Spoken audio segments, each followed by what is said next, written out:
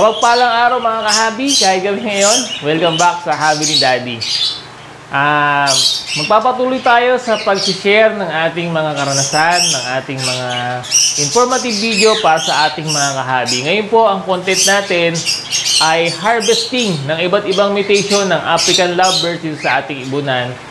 At isa-isahin natin, i-ID natin yung mutation ng ibon para magkaroon kayo ng idea kung anong itsura ng particular mutation ng ibon, kung ano yung magkaroon kayo ng idea dun sa pag-preparing ng materialis ninyo para makapag-produce ng kaparehong kulay ng mga ibon.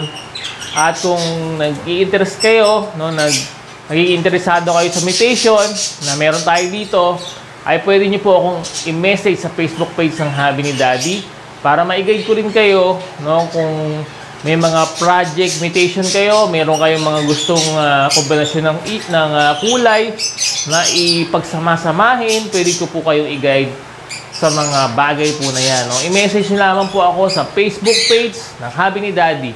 I-follow nyo na rin po ako doon. At doon sa mga bago nating manonood, huwag nyo pong kalimutang mag-subscribe sa channel natin.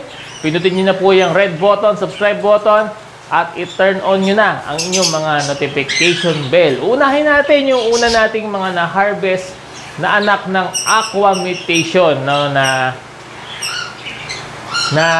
nung previous vlog natin na ipakita natin sa inyo. Unahin natin sa isa-isa, then papasok tayo sa loob at kukunin pa natin yung mga anak ng sex-link faded, yung pale SL, pale sex-link faded. At may mga paanak tayo dyan. Meron tayo mga anak ng split opaline split dilute. Meron tayo. At yung iba, hindi ko pa alam kung ano yung mga particular na mutation. Makikita po yan. Makikita ko yan. Malalaman natin yung mga ID natin yan kapag kinuha ko na sila doon sa mga pugad nila. Kasi siyempre alam natin yung mga parent na yan. So pag nag-combine, nag-cross yung mutation, alam na natin kung anong kargahan ng ibon na yun. Minsan alam na rin natin, pati gender ng ibon. Kapag sex-link yung pair na meron na naiset natin doon. So pasok tayo sa loob at silipin natin kung ano-anong mutation ng ibon ng African lovebirds. African lovebirds lang po ang harvest natin ngayon. So samahan nyo ako at kung interesado kayo, i-message naman po ako sa Facebook page ng Habi ni Daddy. O tara, kunin na natin sila isa-isa. Okay mga kahabi, ito na yung mga nakuha nating harvest for the month of October. Ayan, dami nila. Bukod pa yung mga, meron pa tayo dyang parakit na harvest, saka mga handfed na ilang piraso din. Mamaya papakita ko sa inyo. So ito muna yung unahin natin, isa-isahin natin ipakita. Tapos i-ID natin, isa-isahin natin yung mutation ng ibon para lahat makita nyo. Okay? Unahin natin itong pinakamagandang harvest natin for this month. Aqua B1 Opaline Ewing Split Dilute Possible split tail palo. Yan. Nakaisa na tayo ng Aqua B1.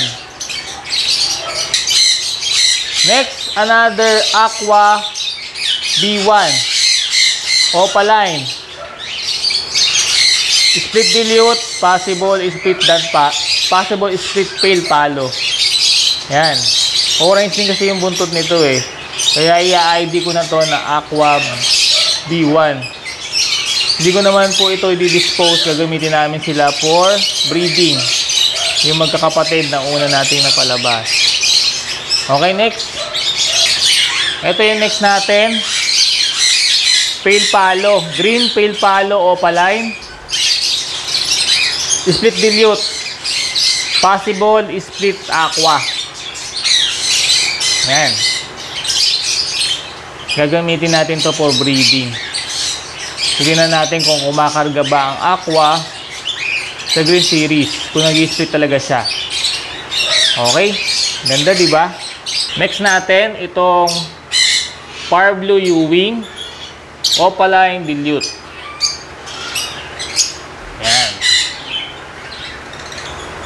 Next natin, violet, opaline, split pale palo. Ang gagamitin natin materyales to. Next natin, itong mga anak ng pale SL, faded, opaline, pale, green opaline, pale SL, faded. Yan. Iba yung kulay niya, no? Sa normal green opa. Ayan. Dito yung makikita. Nagsisinamon siya dito sa pakpak. Yung maliliit na pakpak na to, nagsisinamon siya. Ayan. Gandang ibon. Possible split pale palo. Green opaline, pale faded, possible split pale palo. Next natin ito, green, hindi siya opa, pale faded siya. Split opa ipkak. Ayan, magsisinamon siya. Green, pale faded, split opa ipkak, possible split pale palo. Next. Ito yung next. Tingin ko ano to, blue pale SL din. Hindi siya opa. Possible split pale palo, split opa ipkak. Yan, apat magkakapatid sila, meron pang isa. So ito yung pang-apat nilang kapatid. Visual siya na pale palo, opaline, pale faded. Parang lutino opa ang itsura. Tingnan niyo po. Pag tinignan niyo po sa una, mukha siyang lutino opa. Pero hindi po ito lutino opa. Pale palo po ito. Pale palo, opaline, pale faded. Okay. Next natin, green opaline, U-wing, split dilute. Next natin, green opaline, split dilute. Next natin, itong blue opaline, split dilute.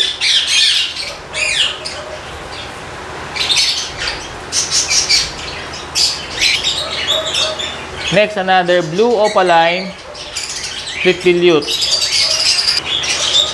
Next natin, itong blue, cobalt blue or bio, far blue U-wing, possible split dilute, possible split dan palo. Ayan siya. Ito naman yung kapatid niya, cobalt blue opaline, U-wing, possible split dan, possible split dilute din. Next, itong blue opaline, split pale palo, possible split dilute.